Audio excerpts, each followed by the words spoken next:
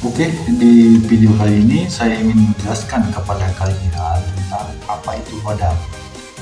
Mungkin kita itu udah nggak asing dengan bahasa-bahasanya, mungkin cek-cek hodam, contohnya kayak audio semacam ini ya.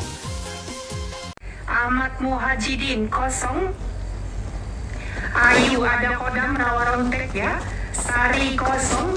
Arliani ada kodam. Kodam Nyi Blorong. Di ujung video saya akan mengungkapkan nama-nama hodam ataupun nama-nama malaikat. Mungkin kalian itu tumben mendengar nama-nama hodam ini. Jadi sebelumnya aku ingin kasih tahu kepada kalian, hodam itu maksudnya pembantu ya, pembantu yang khusus ditugaskan untuk membantu manusia.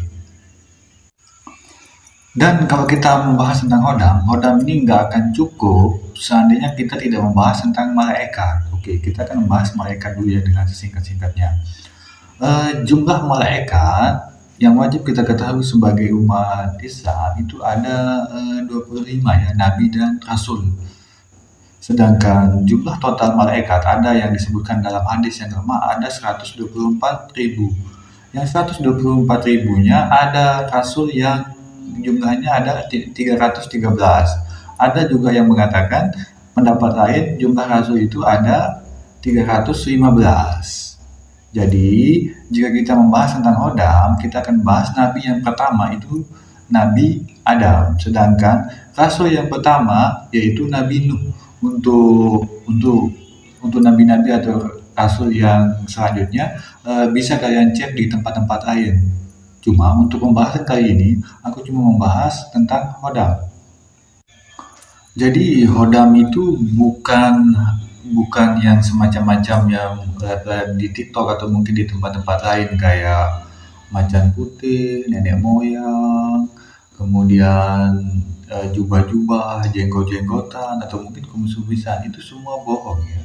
Jadi hal-hal semacam itu yang disebutkan yang biasa kita jumpai di TikTok kayak lab-lab hodam itu biasanya jin yang disebutkan, itu bukan hodam ya.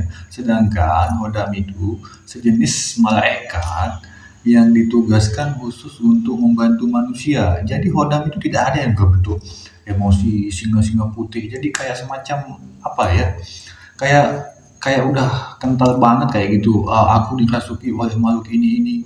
Kemudian hodamnya aku ini. Makanya, sedangkan seandainya kita ngomong tentang hodam, jika memang pengecekannya begitu, asal kita sebut, aku juga bisa mengecek hodam kalian. Contoh, misalkan ada yang nanya kepada aku, Hakim bang, hodam aku gimana? Nah, hodamnya kamu kayaknya chat GPT. Ada juga yang punya hodam WhatsApp.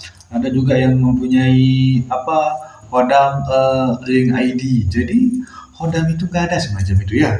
Jadi kebanyakan di zaman ini hodam yang dikatakan itu kebanyakan chat GPT. Itu aja sih hodam yang nyata gitu. Chat GPT aja hodam yang nyata. Kemudian WhatsApp, kemudian sosmed. Itu namanya hodam-hodam yang konyol namanya ya.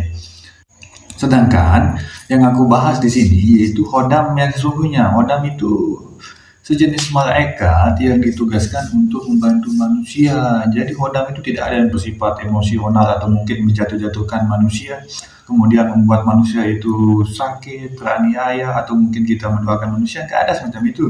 Hodam itu khusus untuk pribadi manusia, nggak ada hubungannya dengan orang lain ataupun kita itu ingin menjahati orang lain, itu nggak ada. Atau mungkin dalam pribadi kita kayak kita emosional kayak gitu kemudian kita dikasih kekuatan, itu semacam itu nggak ada ya. Jadi hodam itu kan tadi aku mengatakan jumlah nabi dan rasul itu ada 124.000 ya. Nah, sisanya yang tidak disebutkan itulah yang dikatakan dengan hodam. Hodam itu bukan didapati lewat nenek moyang. Jadi hodam-hodam yang dikatakan dengan nenek moyang itu semuanya jin.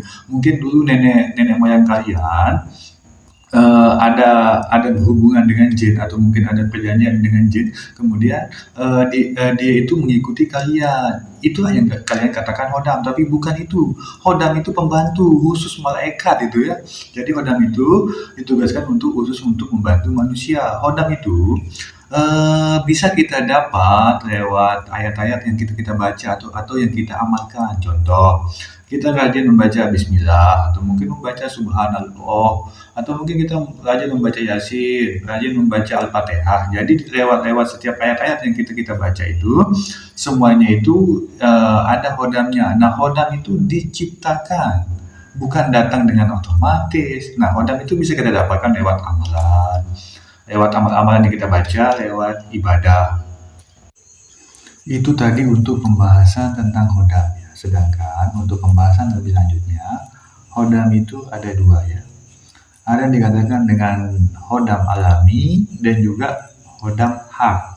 Nah, hodam hak ini bisa kita dapatkan lewat amalan, lewat ibadah, atau mungkin lewat cincin, lewat azimat, semacam itu. Sedangkan untuk hodam apa?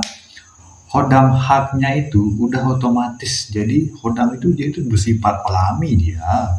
Nah, itu tadi bedanya hodam hak dengan hodam alami. Nah, kemudian kita akan lanjut pembahasannya tentang hodam-hodam tadi ya.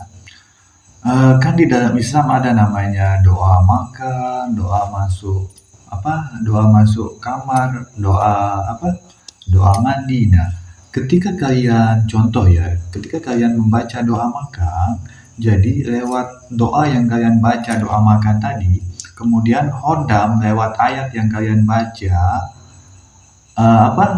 ayat yang kalian baca itu akan membantu kalian. Jadi makanan yang kalian makan itu akan menjadi semacam pada bahasanya kayak vitamin, atau mungkin untuk menyehatkan badan kita.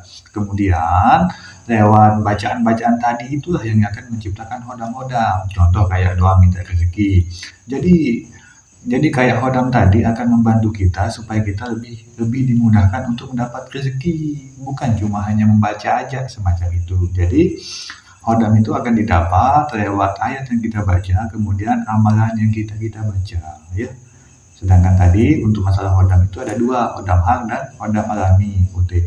Untuk sebagai ilmu pengetahuan, aku akan tuliskan kalian nama-nama hodam ya. Nama-nama hodam berikut ini. Oke, silakan disimak. Ini nama-nama hodamnya ya.